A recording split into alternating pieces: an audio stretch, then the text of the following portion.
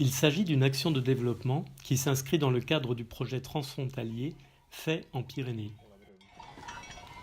Cette action vise très concrètement à développer des activités touristiques qui permettent de créer des liens plus étroits entre les touristes d'une part et les agriculteurs des territoires de montagne d'autre part. Créer des liens, cela signifie permettre aux touristes de bénéficier plus souvent des produits agricoles locaux de qualité, au restaurant, dans leur pique-nique ou encore pour emporter en ville après leur séjour. Mais créer des liens entre tourisme et agriculture, cela signifie également de concevoir des activités touristiques qui s'appuient sur une découverte du patrimoine agricole.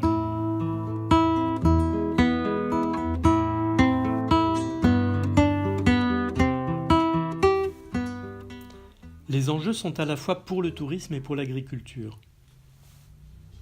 C'est un enjeu pour le tourisme pyrénéen car le patrimoine agricole n'est pas encore valorisé à la mesure de sa richesse et de sa qualité.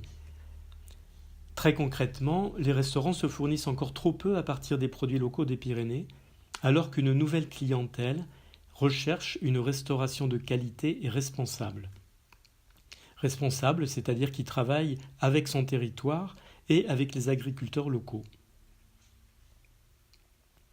D'autre part, le patrimoine agricole représente une source de richesse très diverse à découvrir pour les touristes, à travers les marchés locaux, la dégustation des produits, la découverte des processus de fabrication, les paysages, les chemins anciens, les légendes, etc.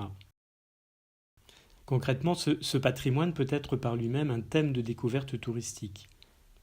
Ou bien, il peut être valorisé à travers un autre thème, comme par exemple celui des chemins de Saint-Jacques. Quand le pèlerin d'autrefois cheminait dans la montagne, se nourrissait auprès d'une ferme ou dans une auberge, il était en contact intime avec le patrimoine agricole local. On pense que le marcheur d'aujourd'hui sera intéressé à retrouver ce lien authentique avec le territoire qu'il traverse. C'est donc un enjeu pour le tourisme, mais c'est également un enjeu pour l'agriculture de montagne. En effet, ce rapprochement de l'agriculture avec le tourisme est une opportunité forte pour développer une clientèle locale et pour vendre les produits à un prix juste, c'est-à-dire en rapport avec leur qualité, à la fois organoleptique et nutritionnelle.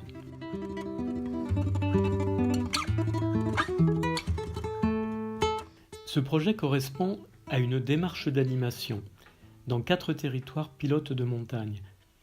2 territoires des Hautes-Pyrénées, le Val d'Azun d'une part et puis les vallées d'Or et Louron, et 2 territoires en Espagne, l'un dans le nord du Sobrarbe, au nord de Hainza, et l'autre dans les vallées occidentales, en Racetania, près de Raca. C'est une démarche qui visait en premier lieu à interroger les acteurs agricoles et les acteurs touristiques pour qu'ils parlent de leurs activités d'abord, ensuite qu'ils formulent leurs besoins et puis leurs idées dans le sens justement d'un lien entre tourisme et agriculture. À partir de toutes les idées, la deuxième étape a consisté à concevoir un modèle, c'est-à-dire un cadre, qui puisse servir de guide pour organiser les séjours touristiques. C'est un modèle qui définit précisément les relations qui seront établies entre les acteurs qui participeront aux offres touristiques. La troisième étape était de concevoir des activités intéressantes à proposer aux touristes, sur différents thèmes comme les chemins de Saint-Jacques, les pratiques de bien-être, yoga, respiration, pratiques de bien-être associées à la randonnée, la découverte des secrets des champignons et des arbres, etc.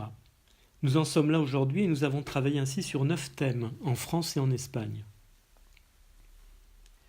Mais dans sa suite, pour compléter la démarche, le projet prévoit encore 3 choses. Tout d'abord, il prévoit d'organiser des formations courtes d'une journée qui sont destinées aux personnes qui vont être impliquées dans ces nouvelles offres touristiques. Par exemple, il y aura des formations très pratiques pour améliorer ses savoir-faire en cuisine dans le sens d'une cuisine bien-être. Par exemple également, les accompagnateurs montagne pourront se perfectionner sur la connaissance des pratiques de la marche associées à la respiration consciente. Ou encore, s'initier à l'écologie des champignons. Des agriculteurs pourront se perfectionner sur l'art de la dégustation du fromage de la même façon que l'on déguste un vin. etc. Il y a en tout 15 thèmes de formation. La deuxième chose qui restera à faire sera d'élaborer très précisément des séjours qui comporteront donc des randonnées, des activités, des repas, le logement, les transports. Élaborer les séjours donc et bien sûr calculer le prix de ces séjours. Et ce travail impliquera les entreprises locales qui sont spécialisées dans ce métier, les entreprises organisatrices de voyages. La troisième chose enfin sera ensuite d'organiser la promotion et la commercialisation de ces séjours touristiques.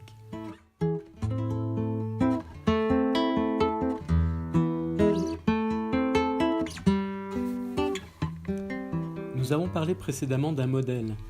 Reprenons cette idée qui résume un peu aussi tout ce que nous avons dit avant. Quelles sont les idées principales ? Au centre, le point principal, bien sûr, reste le thème et les activités du séjour touristique. Par exemple, ici est symbolisée une activité de découverte des champignons pour un tourisme d'automne. Les restaurants qui vont alors participer au séjour s'engagent à utiliser 100% de produits locaux dans les menus qui sont proposés aux participants du séjour. Les restaurants s'engagent aussi à adapter leur menu au thème, par exemple un menu utilisant des champignons pour ce thème-là, ou bien un menu rappelant le Moyen-Âge dans le cas d'un séjour sur le thème des chemins de Saint-Jacques, etc. La troisième idée est de proposer systématiquement des pique-niques exclusivement basés sur des produits locaux. La quatrième idée est de prévoir une utilisation par les touristes d'objets artisanaux fabriqués spécialement pour les activités thématiques. On pense que les touristes auront ensuite envie d'acquérir ces objets. Par exemple, un bol ou un joli gobelet en bois pour les pique-niques des chemins de Saint-Jacques, une besace en laine, un couteau artisanal et un panier typique pour les champignons, une planche à découper originale pour la cuisine. La cinquième idée est de prévoir systématiquement un petit panier souvenir dans le prix du séjour avec la possibilité offerte d'acheter également des produits. Avec les produits du panier souvenir, les touristes conserveront les contacts des producteurs. On voit ainsi que ce modèle implique collectivement beaucoup d'innovations.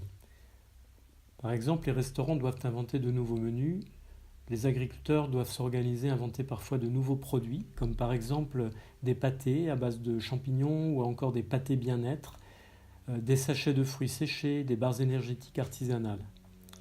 Les accompagnateurs montagne doivent apprendre de nouvelles pratiques de marche et de détente pour enseigner à leurs clients. Les artisans d'art doivent retrouver et inventer toute une gamme de nouveaux objets nécessaires aux activités et qui vont donner à ces activités une qualité incomparable. Pique-niquer avec une vaisselle du Moyen-Âge ou pratiquer la cueillette des champignons avec des objets magnifiques et personnalisés va donner une valeur supplémentaire à l'activité.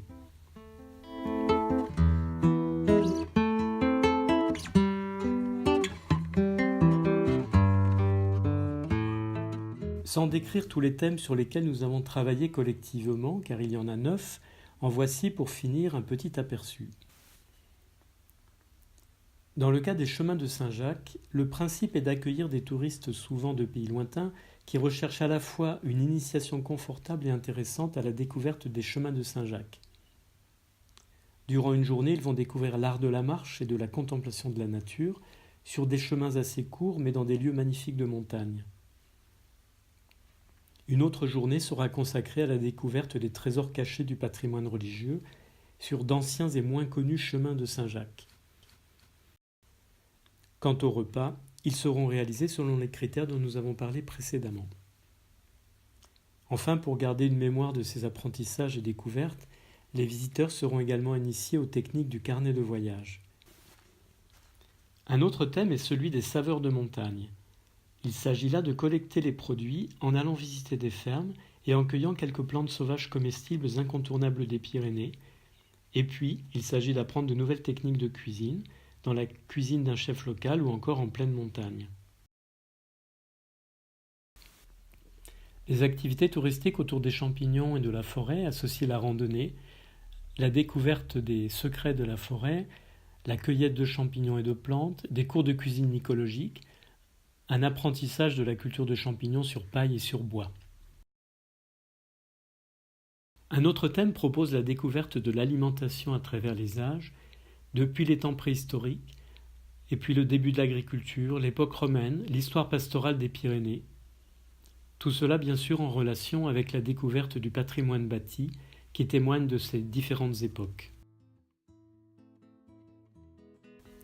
En conclusion, on voit que l'ensemble des activités visent à tisser des liens plus étroits entre les touristes et les acteurs locaux, ces relations donnant tout son sens à la notion de tourisme durable.